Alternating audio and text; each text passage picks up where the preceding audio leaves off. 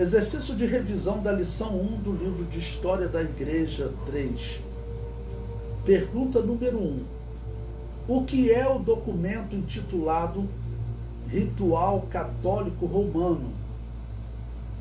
Resposta correta é a opção 4. Proibia o pentecostalismo fora da Igreja Católica. Lembre-se, esse documento foi publicado no ano 1000 da era cristã, em que a Igreja Católica proibia qualquer outra igreja de falar em línguas espirituais, de ter os dons espirituais. Se falasse em línguas espirituais, a Igreja Católica tinha decretado que era possessão demoníaca e bruxaria, deveria ser morta. Na época eles não chamavam de pentecostalismo. O pentecostalismo é um termo mais moderno, né? Eles chamavam de carisma, praticar o carisma, que é o dom espiritual, né? Pergunta número 2. Qual o fenômeno que marcará o início do segundo milênio da era cristã?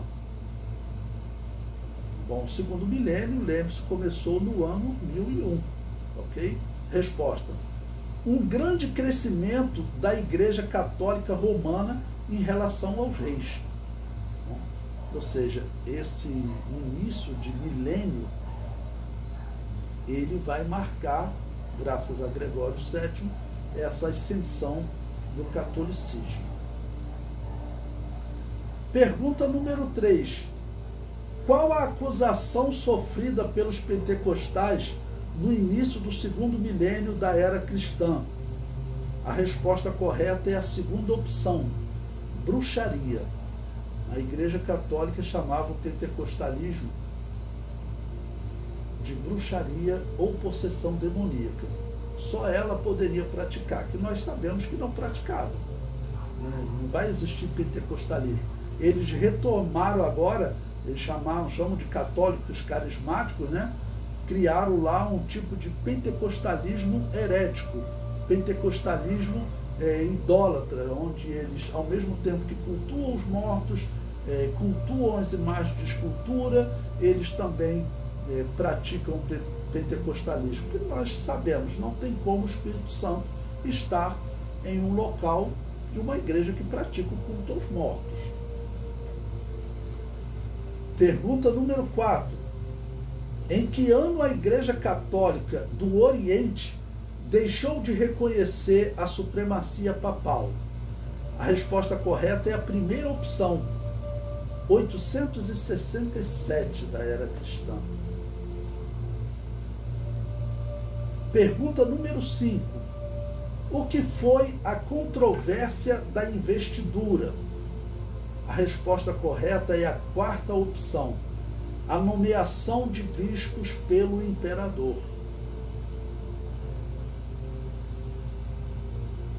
Pergunta número 6. Qual o Papa que elevará a Igreja Católica a estar acima dos reis e imperadores? Bom, a resposta correta, isso daí é fácil, né? Estamos falando muito dele hoje. A resposta correta é a última opção, Gregório VII, conhecido como Gregório o Grande, porque ele consegue elevar a Igreja Católica a esse status. Pergunta número 7.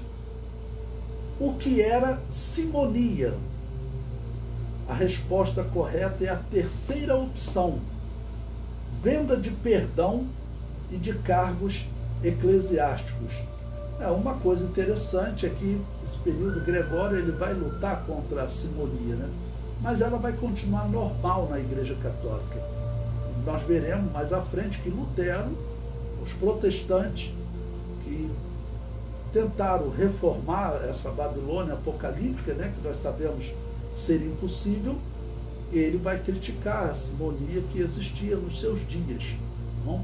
Aproveitando nesse ponto aqui, falar que a história chama a ação de Gregório VII como uma reforma, os historiadores católicos, ok? Porque reforma, eles dizem, algo feito dentro da instituição, você altera a instituição.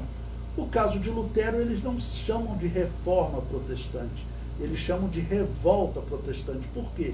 Porque eles saíram da Igreja Católica, então não é reforma, né? reforma é feita internamente, isso é o conceito histórico, ok?